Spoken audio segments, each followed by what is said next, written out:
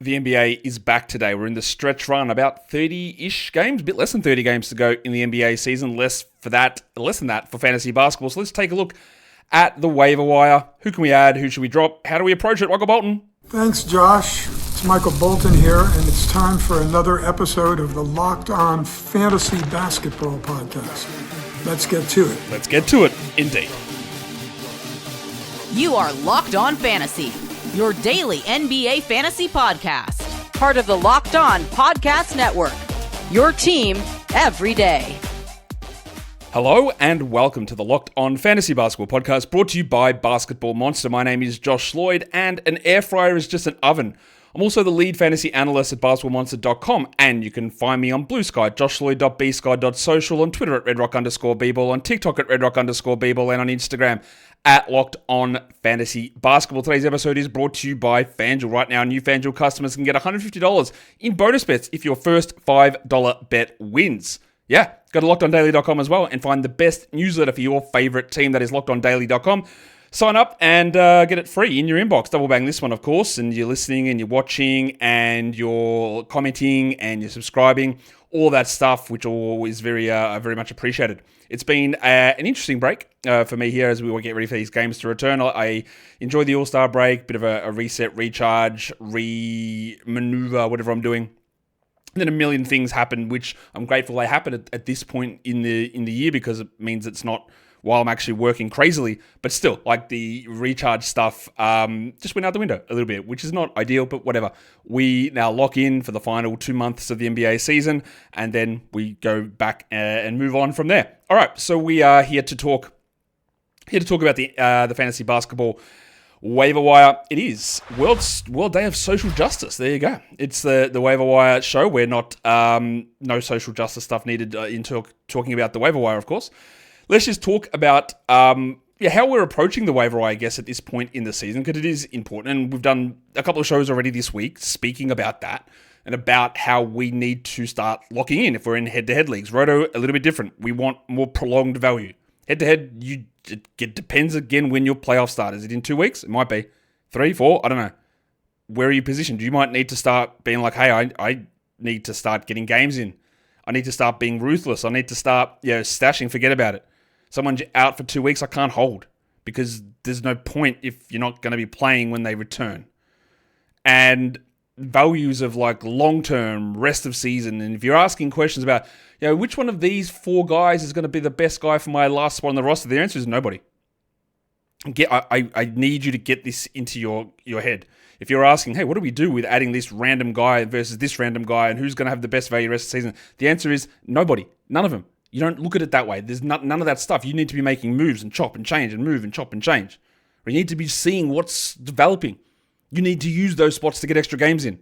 You need to maneuver to say, well, hey, this guy, someone ahead of him got injured. Let's add that player, because he's going to have a 1 week run of really good numbers, and then we move on. Versus trying to be like, do I look at Ben Mathurin for my final spot? Or do we consider a stream of Precious Achua, but OG might get... No, you just you got to maneuver right here and right now. The time for let's wait is done. It's over. This is the reset. And what you're also going to see over the next 3, 4 days, 5 days, a week, is teams making those decisions as well. Changing their priorities, changing their strategy as we move forward. Let's take a look at the most added players in Basketball Monster, or on Basketball Monster, using our advanced roster percentage metric over the last 48 hours. The number 1 most added player is curious, and I like that I was able to use a 48-hour window, because if you go look at the most added players on Yahoo, it's just players who play for the Lakers and the Hornets. Just players to stream in for today. It's Damian Bohr, who's actually on this list as well, interestingly enough. But it's like just everyone who might get a single second. Jordan Goodwin playing for the Lakers, which is not really useful, because we know that there's 1 game on today, and that's it. But the 48-hour window on Basketball Monster is a little bit more indicative. And the number 1 player that's been added there is Ben Simmons. And honestly, Simmons is a guy that I talked about quite a bit early in the season. So we'll see where we go. And then they traded away Dennis Schroeder, and I was like, all right, well, now we should get 29 minutes, and we've got to grab him. Then they brought in D'Angelo Russell, and we moved back from him. But it was a lot of pushback. I'm not adding Simmons. He offers nothing. But now he has 1 big game for the Clippers, and everyone's all in. And I don't think I'm really there. I get it, but I don't think he's got a 27-minute a night path. That game was, again, pre-All-Star shenanigans. Kawhi was out, and he shot 87% to get those numbers. Yeah, there is an interesting dynamic about how it impacts Zubats and how is he in the closing lineup and all that sort of stuff. But to me, Ben Simmons is absolutely not a must-roster player. He's okay to look at, and we're interested, but he's not a must. The next guy, though, is a little bit more interesting, and that is Nick Smith Jr. of the Charlotte Hornets. He's been one of the most added players, and yeah, some of that is because the Hornets play today and they've got 5 games in 7 nights.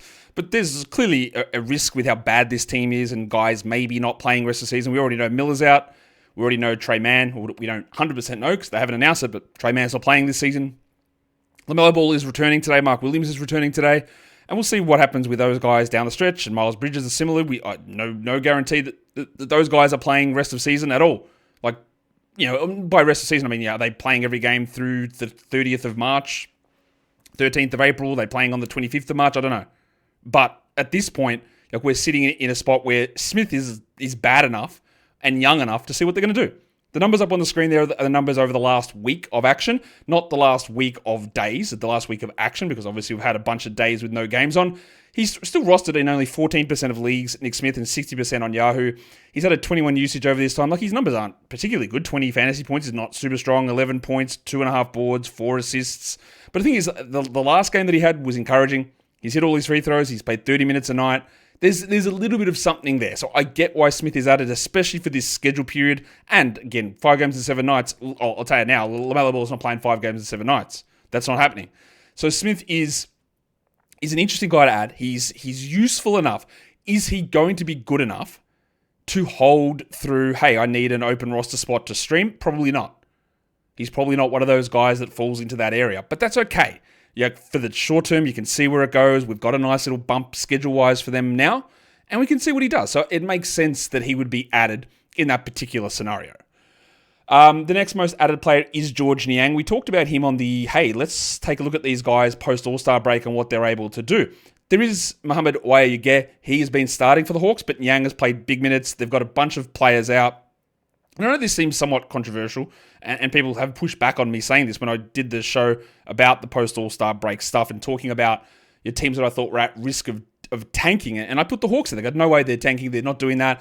Trey, he wants to play and all this sort of stuff. But, okay, I still believe that they are at risk of being very cautious with someone like Trae Young, who's been on the injury reports all season with Achilles and other leg sorenesses. I still believe that there is a risk of them having, let's say, not fully putting their best foot forward. We saw it last season. We've seen it with the way that they've moved on from DeAndre Hunter, the way they've moved on from Bogdanovic. Larry Nance and Vic Krejci just went down basically for the season. Jalen Johnson's out for the season. There's nothing to me on that team that suggests that they're going to be like, yeah, the players who are out on the court are going to play hard and want to win. That is how players work. But that's not always how an organization approaches things. So Niang, I think, is relatively immune from that sort of stuff because they'll just put him out there and he'll play his minutes and he'll do his thing. But I still believe there is a risk of the Hawks not fully just leaning into, we've got to go hard every game and we're really fighting for playoff seeding. I don't think they're going to do that just because of the history and some of the moves that have been made. But anyway, George Niang, one of the most added players, and I get it. He's played well. I don't mind that as an ad. I think it's a pretty solid ad. Gary Trent, one of the most added players. Sure.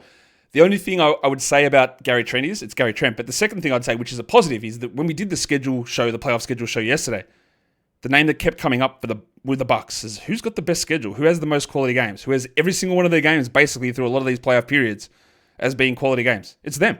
Even though they don't play the most games each week, they play the most quality games each week. Meaning if you did have Gary Trent, you would use him 11 times. Whereas other teams, the best other option is going to be 9 or 10. So he would be interesting enough there. Now you'll get 2-point games and then you get 24-point games. And you'll get another 7-point game and a 4-point game. We know this. But Trent can have an okay game. We've seen injuries to Yanni and Lillard, although I'm not sure the Lillard stuff is really that worrisome. But it's more about, to me, I don't know why people have added him, but I think it's more about, hey, look, the Bucks have got this really, really interesting schedule where they play on all the low-volume days. So maybe Trent's the only guy that's available, and I get that. The next player on this list is Damian Bohr. He's played 1 game. He got 27 minutes in that one before the All-Star break. No Williams in that one. No Ball in that one. He's a two-way player. I don't think we need to worry about Damian Ball. We just keep the name in our head, but he's playing on the Hornets, and he's one of the guys that might be that, like, hey, I've played my fantasy season till the end of the regular season, and I'm rostering random dudes. He might be one of those guys. And the last name on that list is Day'Ron Sharpe. Now, of course, with Day'Ron Sharpe, for him to really have significant value, you need the Nets to lean in and say, okay, we're going to just play the starters 24 minutes or not play them at all. I've got no idea if that happens. And we are, again, like I said, and I'll continue to say this, we're in a period of the season where stashing doesn't become super viable. You might be able to do it for a week, but we're going to get to the stage where if you're just holding and waiting for something to turn, where you're going to be left behind. So I get it with Sharpe. I get the appeal, I get the value of it, but if nothing turns quickly, you've got to make that decision. Can I keep holding or do I need to move on to the next thing? And you've got to be very cautious about hitting that at the right spot.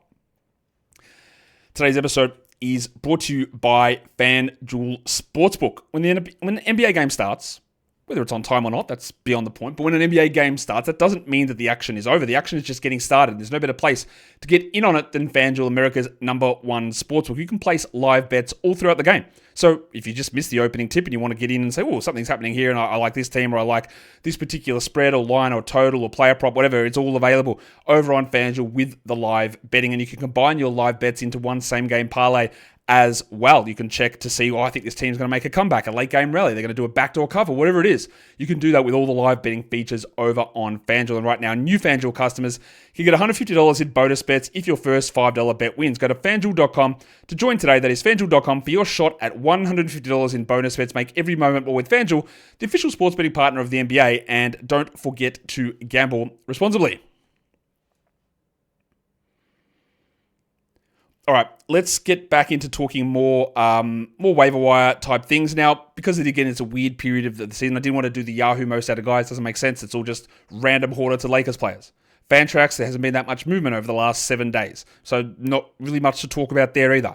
So what I wanted to do, and I'm not sure if I'll do this in every episode, but someone suggested it to me. And I thought it was a really good idea, so I'm going to do it. They said, "Hey, Josh, you talk about this advanced roster number you have on Basketball Monster, and how maybe the Yahoo one doesn't always correlate. So maybe look at the differences there." And that's what I'm doing. It's the BBM minus Y rate. And maybe we can look at that in both directions, but it's more important, I think, on the positive direction. So these are guys who are significantly higher rostered using our sample of members on Basketball Monster and the leagues that they're in. And you put that into sort of 12-team formats, a standard sort of format, to figure out the numbers.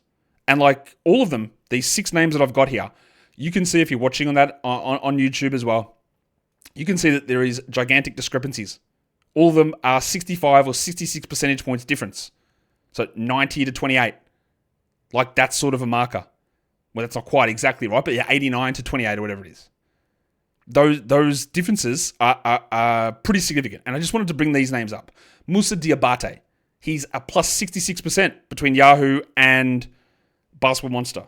I would say that Diabate is rostered in a lot of leagues. And this also should be able to give you an indication, I think, of not the state or the competitiveness of your league, but how active people are on the waiver wire. So if any of these 6 names are appearing on your waiver wire, understand that when we're talking about leagues and roster ability, that your league is maybe just not quite as active as other people's leagues. So Moussa Diabate, it's a 66 percentage point difference. I've seen a lot of people, and I don't really get this, that of like, I can't believe what's going to happen with Mark Williams and Diabate's timeshare. I don't think there's going to be a timeshare. I think Mark Williams is clearly the better player, and he's going to play 30 minutes. But there are people who are just like, man, Williams can't wait. He needs to get shut down so Diabate can cook. Man, he's the guy they're investing in for the future. And again, I don't really think that's the case. Yes, they did try to trade Mark Williams away. I think largely that's because they were able to get an unprotected first-round pick from the Lakers in 7 years' time, plus another first-round pick swap. But whatever, that's okay. But I don't think that Moussa Diabate is a guy they're going, right, we've got our center of the future here, and he's our guy. I think Mark Williams is still a significantly better player. But if Williams doesn't play every game, and I don't think he will because of the back and the foot and the undisclosed other issue that maybe caused the failed physical, but who knows whether that's true or not, Diabate is going to be interesting. But there is a huge gulf in how much he's rostered on Yahoo versus how much it is on Basketball Monster. And then you've got Jusuf Nurkic in that mix as well. I think it is worth holding Diabate for now. But don't be shocked if he plays 21 minutes in today's game. He might play 25 because Williams hasn't played for a week and a half, 2 weeks. But don't be shocked on that. The next player there is Matas Buzelis, who's got 66% difference. Yeah, Buzelis' last few games before the break were pretty disappointing.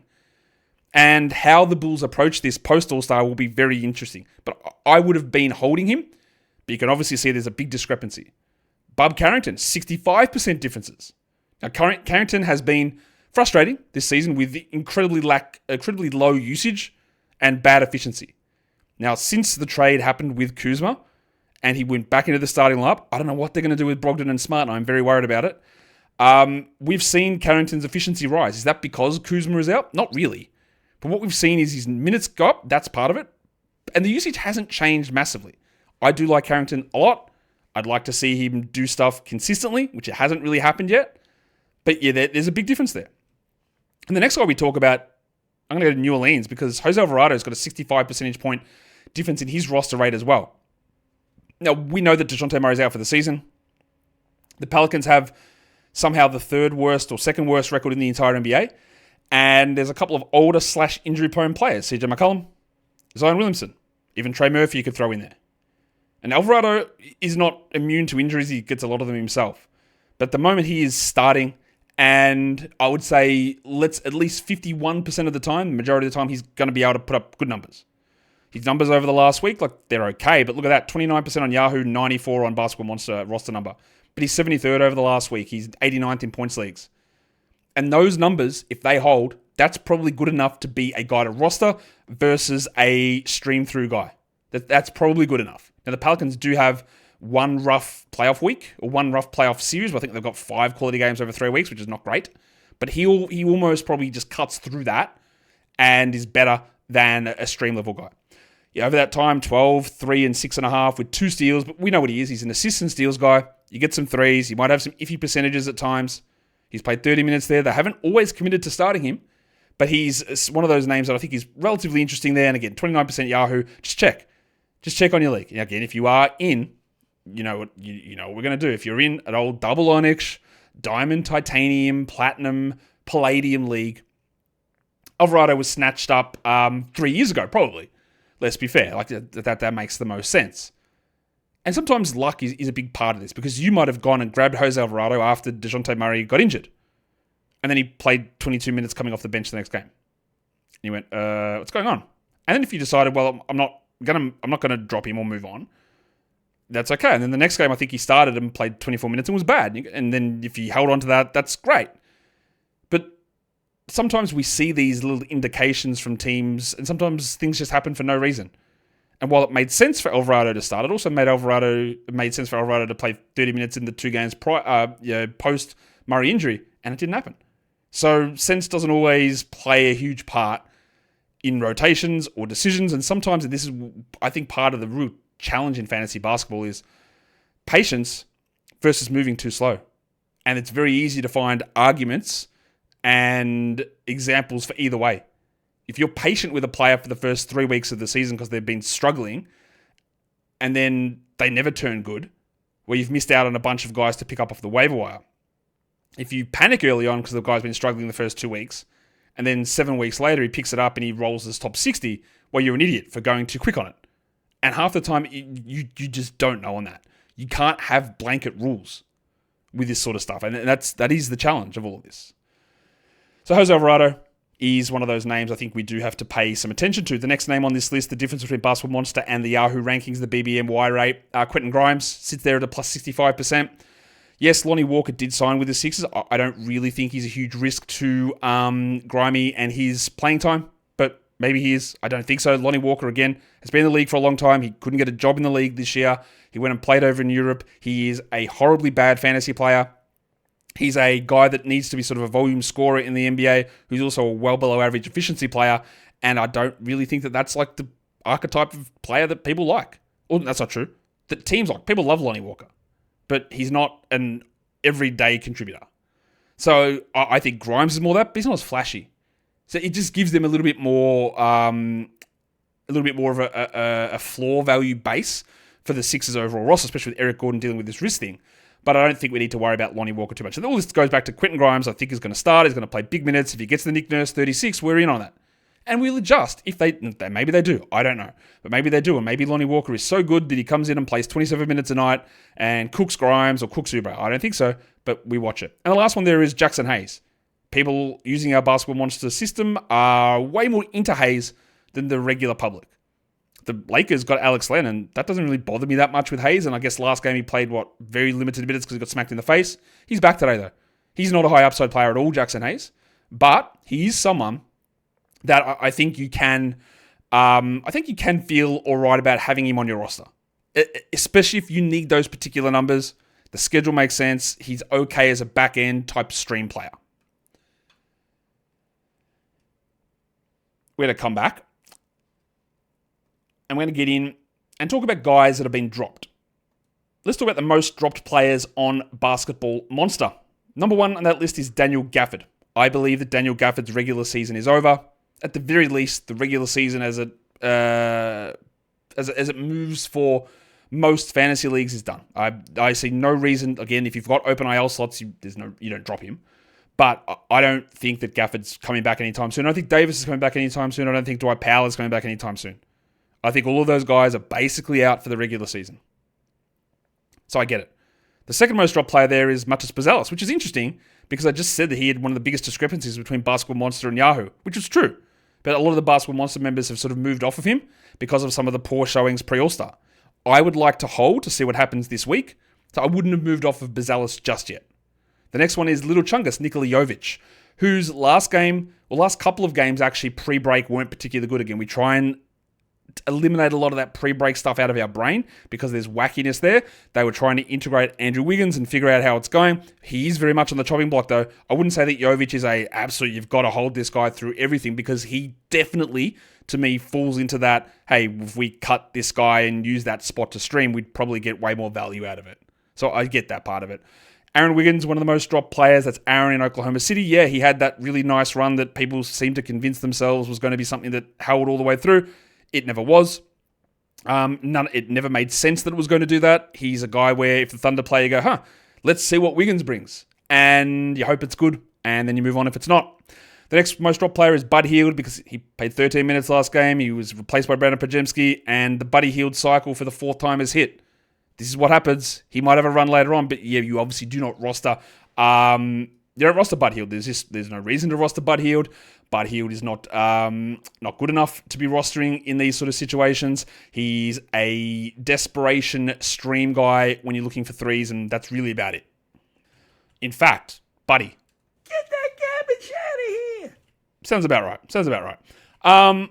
The last one, the most dropped there, is Keon Johnson. And yeah, he's going to be up and down. But the Nets are going to be such a weird team that I would, again, probably try to hold him. But in all likelihood, Keon's value is going to sit probably similar to what Nikola Jovic's is, which is not necessarily a must-roster guy. It's probably similar to Nick Smith, honestly, as well.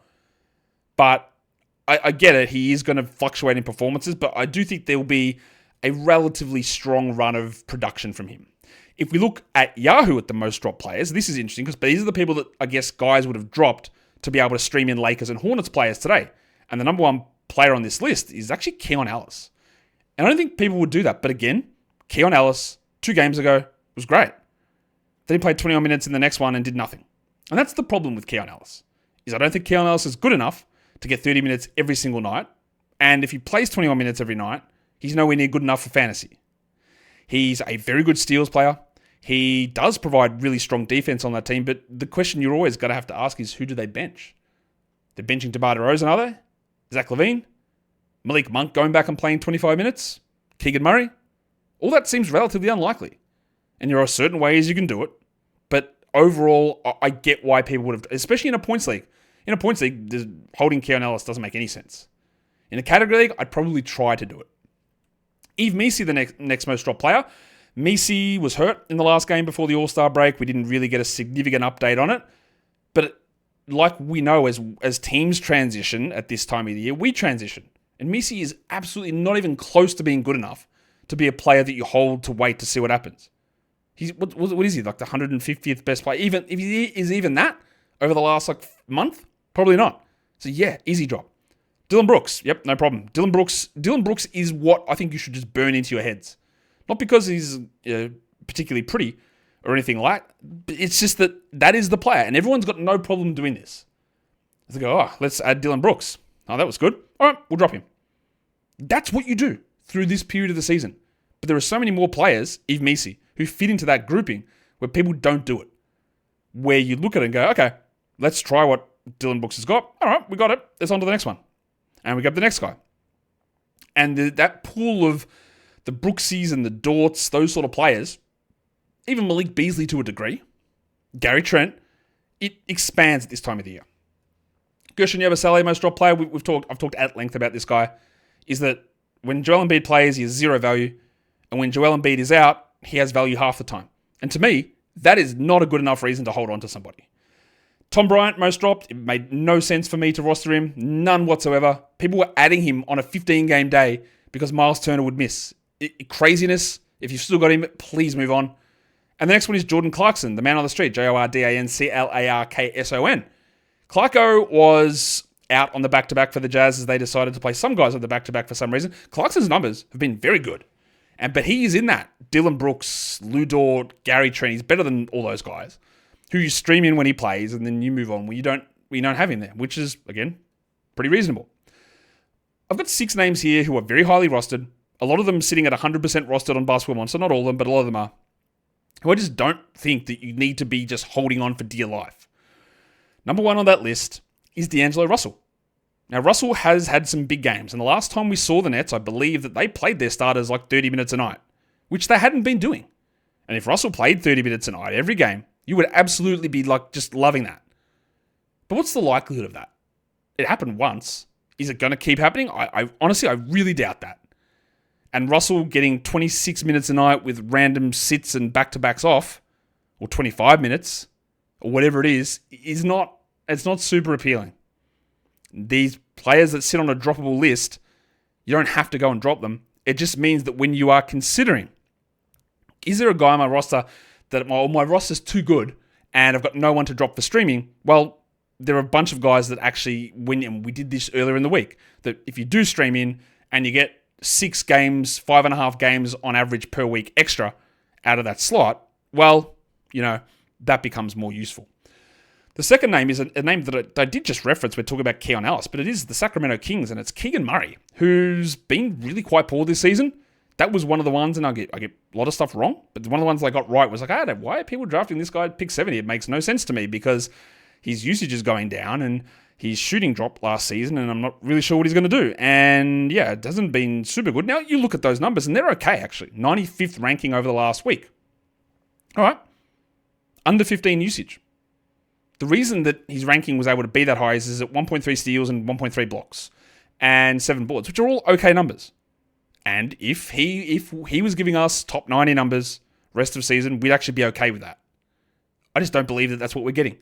I don't project that out to be what we're getting because I just don't think that sort of production, steals and blocks with 2 threes, is going to be what he does. But again, it is an easy trap to get into to look at that and go, why would I drop him? Look what he just did. And while what he just did happen, it's happened, it does not mean that it will happen. It does not mean that it will continue to happen. It might, but it doesn't mean that it will. So when you're making these decisions, it's hard to eliminate that completely. But you've got to at least be like, okay, I don't just look at that and it's not like you're grabbing the corner of an XL cell and just pulling it across and it just repeats every week. Because it just doesn't happen. So just, be cautious about considering that. The next name on this list, I had to do it's Rui Hachimura. Do you have to drop Rui Hachimura? I mean, yes. You don't have to, though. Obviously, they play today, but he's rostered in a lot of spots. He is a points guy who we're going to get more minutes from Luka Doncic now. And again, that is a little preemptive because his last few games, Hachimura, have been pretty good. But that doesn't mean that he has to be absolutely glued onto your roster. The next one we look at is Jrue Holiday, who has been bad for quite a while. You could have dropped Jrue Holiday in week 2 of the season, and it was a huge W decision. It was very hard to come to that conclusion considering how he's been over previous seasons, but if you did make that call, it ended up being correct. And they're just not pushing him into anything big. He'll have some better games, absolutely, but not someone you need to hold. I'll put Bobby Portis on this list as well. Now, if Giannis plays, There's no way you'd want to even consider Bob because now Kyle Kuzma's there as well. But even recently, where Giannis has been out, Portis hasn't been necessarily cooking every game because Kuzma still exists. So it becomes way more complicated now for Portis to put up these big numbers. And a lot of holding onto him is waiting for those opportunities. And if the opportunity doesn't hit at such a high level every time now, well, the actual utility in holding through that's not strong. And the last name there's Goga Badadze. Goga's had some good runs. Had it last season, disappeared. Had it this season. He got hurt, other players came back, and it's disappeared. And while it might return, he might play 27 minutes a night and put up good numbers. Do you have to wait for it? I don't think so. Again, these are just names that are just sitting on a lot of rosters that you don't have to move on from. But if they're sitting there and you're like, how do I open up space? Maybe this is how. Let's look over the last 7 days of NBA action. Who are some hot players? Because, one of the hottest names at the moment is Bol Bol because, at the All-Star break, well, that's all we heard about, wasn't it? The All-Star game when Bol wasn't competing, we just heard about it the whole time. He's been the 47th ranked player over the last 7 days, Bol, in category leagues. It's really, really strong. I'm going to have some doubts about Bol being able to maintain those numbers because A, it's Bol, and B, the last game there was no Booker, there was no Allen, there was no Beal, and every game that Bol has started, Bradley Beal has been out. And while they don't play the same position, Beal does get touches, and he plays 30 minutes. And I don't know whether Bol is going to hold. They've also got a pretty rough playoff schedule for some of you in terms of quality games, and he might be able to clear that bar, but he might not. But at the moment, he absolutely is a must-roster player right now, Bol. And then you can make decisions on it if things change, but it's not locked in. Chris Dunn is the 52nd ranked player over the last week. That's interesting. They decided to move him into the starting lineup over Derek Jones Jr. He put up some really good games. He's actually putting up numbers sort of, I guess, what you're hoping Keon Ellis does. Dunn's available everywhere. I don't mind trying it out, especially in 14-teamers, but I'm also not going to be hesitant to move on if I need to. Donovan Clingan, I just put him there because still not rostered in 50% of Yahoo leagues, which I understand there's a lot of dead leagues now. He's the 58th ranked player. I don't believe DeAndre Ayton is returning. Clingan is the clear must-roster player across every format. It is worth remembering. Again, I know this often, and I have to be very cautious about the things that I say, and I'm not always that cautious. But the thing that I've always said with Donovan Clingan is I don't really think that he has got star upside. I think that I don't think he ever reaches the level of DeAndre Ayton as an NBA level player at any point in his career because I don't think he's that good. And I think it is very clear that the Blazers didn't think he was good because he was playing 10 minutes a night and couldn't unseat Ayton even when Ayton was struggling. So the Blazers didn't think that he was a good player at this point. He wasn't. Right? But now, Ayton's hurt and Clingan is going to play big minutes. And he was really good in the last game. Absolutely. He put up some really good numbers. But it all goes back to that thing. If you decided to stash him since week 4, it's an actual losing decision until a random injury happens. And playing for that is just, it's very tough to do. But Clingan, cooking.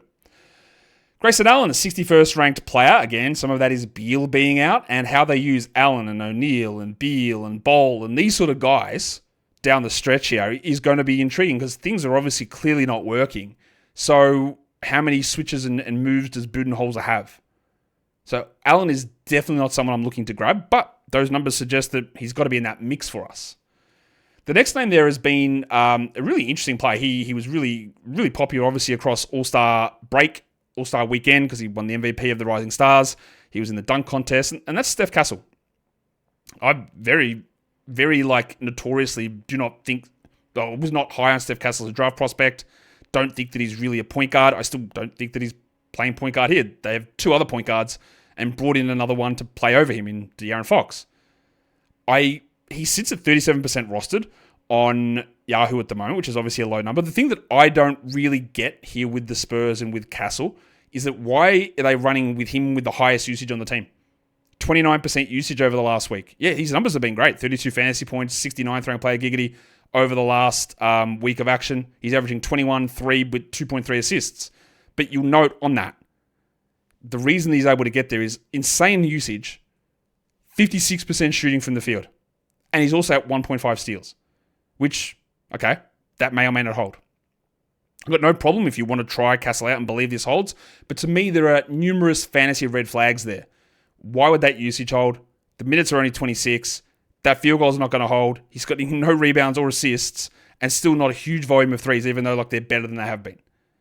So we'll see where it all goes. I still struggle to believe that Kessler is going to be the number one usage player coming off the bench for this team. Now, I also think that there is a huge chance that first game post-break, he's starting. It would be an interesting sort of way to go about it with Paul, Fox, Vassell, Barnes. Like, who does he replace? Is it Paul? Is it Vassell? I don't know. But I do think there is a chance it switches. And then, the minutes would go up, but does the efficiency hold? Does the usage drop? Because, again, there are numerous things where I go, I don't really think you want your team to be rolling with 30% usage Steph Castle. But it is at the moment, and that's useful to know. The last name on this list is Max Strus, who is the 84th ranked player over the last week of action. DeAndre Hunter's there, makes it pretty tough to rely upon Strus. He's going to be a strong enough stream option, but not someone that I think we need to just grab and hold on to. I've got a bunch of 6 other names that I want to talk about here. Number 1 on this list is Zachary Ricochet. Now, Ricochet has been bad nearly all season. I say nearly all season. But it is very easy to dunk on him, and I've dunked on it on the Hawks. And, well, not even on the Hawks. I dunk on the draft class a lot because most of these players are not very good. Okay, but if you go and look at it, and I don't think many people have, over the last, I think it's the last month, Ricochet is actually shooting pretty well. I think he's at 37 from 3 or 36 from 3, and his 2-pointers up at 55. And he's been horrible all season. But it's sort of starting to click. Now, it is frustrating. The Hawks are playing him 22 minutes a night. And they haven't fully bumped him to 30 minutes. That might happen right now. So he's a name that I think we just got to really watch at the moment because I think some of the improvement, and definitely went under my radar, but he's been improving. The shooting numbers are up. We just need a usage and minutes bump. And he could roll top 100 maybe. Maybe. It's not locked in, but it could happen. The next name on this list is a name that has been brought up to me quite a lot, and it's Kessler Edwards of the Dallas Mavericks. Edwards is on a 2-way contract. Now, they are going to be making a signing of old mate Moses Brown, the Buddy Hield of big men, because they don't have a center, obviously. And when they do sign Moses Brown to this 10-day, that they're going to be in real strife in terms of what they can do then moving forward with the hard cap. That puts them in a spot where there's really not many days left. And Edwards is a player who's on a 2-way contract, and he's only got, I think, 14 games left on that 2-way contract. So them signing Moses Brown to a 10-day makes it harder to convert Edwards to a full-time contract, meaning he's only going to be available for less than half of the games, at least at this point. Edwards, even though, I know, a lot of people have been talking about how good he's been and he's a good option. He's 8% on Yahoo, 16% Basketball Monster. He's 151st in -1 rankings, 181st on points leagues. How? Well, that's a really good question. I'm not really sure how. He played 40 minutes in the last game, but averaging 6 and 4 with 1.3 blocks and 1 steal. But also remember, in that last game that we saw from the Mavericks, look at who wasn't playing. Kyrie was out. I believe Clay was out. And the guy that's going to be manning the center spot, PJ Washington, was out. Now, Washington's likely to come back. Now, do they start Edwards at the 4? They could. But remember, he doesn't have many games left. Could they start Olivier Maxence Prosper? Or could they go with Kyrie, Clay, Christie, Dinwiddie as a real small grouping? I feel like there's someone else I'm missing in that bunch as well. So, Exum. Could they go with those players and not run with the traditional 4 and play Clay as the 4? So while Edwards has had some moments and the minutes have gone up, to me, he's nothing more than a deeper league player, but I wanted to bring him up because people have asked, and I guess they're enthused by the 40-minute game and the 33-minute game the last 2, and I actually think Kessler is a pretty good player. I think he is a rotation player. It's just there's a lot of stuff that is tough for him to get there because of the cap spot, the apron spot, and his contract status. So he's just not going to be available all the way through, plus a bunch of guys that were out are now joining the team post-All-Star break, which is going to make that harder. 4 more names to talk about there. One of them is Brandin Podziemski. I do think you just grab him now. He is starting for the foreseeable future for the Warriors. How that all adjusts when John Kuminga returns, I've got no idea. The Kuminga fit with these players will be a little iffy. We'll see how they decide to run it, but that's still got to happen. We still got to determine that. But at the moment, right now, today, Podziemski's ahead of Buddy Hield and with good minutes. I put Moses Brown and Killian Hayes on that list because people have asked me. Now, Moses Brown on a 10-day for the Mavs. He's going to be their only center. If they decide, if Jason Kidd in all of his coaching wisdom decides that, hey, Moses Brown's going to start for us and play 25 minutes, you know what? He would be useful. He absolutely would be, because he will pull in a lot of rebounds. He'll have usually a pretty good field goal percentage. He'll block some shots. But he's so bad and their money situation doesn't allow them to sign him rest of season, that the long-term appeal just isn't there. And then Killian Hayes. People are like, man, Killian Hayes is back. Do we do anything with it? Well, not at this point, no. He signed, and by the way, Bojan Bogdanovic got waived by the Nets. We sort of knew that he wasn't going to play a game for them, and that happened. So Killian Hayes is there with the Nets, and their backup point guard spot was Keon Johnson, I guess. So D'Angelo Russell starting. Hayes will get some minutes, but man, Killian Hayes needs a lot of people out of the way. He needs, he's a really good defender, obviously, but he needs a lot of people out of the way. He needs 35 minutes and decent usage, and maybe he gets that at some point, but we're definitely not there at this point. We're definitely not there with Killian Hayes, but I wanted to bring his name up. And the last one I'd bring up, just because I looked on Basketball Monster's advanced roster percentage metric, and this man's roster percentage went up, and it's Jonas Valanciunas. And I, for the life of me, could not tell you why that number went up. But I'm just here to tell you again, he is not a 10 nor a 12-team league guy. And I have no idea why that number jumped. But please do not waste roster spots or ads on Jonas Valanciunas. And that is a waiver wire show. As we get ready for these games to kick back off, we're going to do a preview show for Thursday's action as well coming today. So I hope you're ready for that.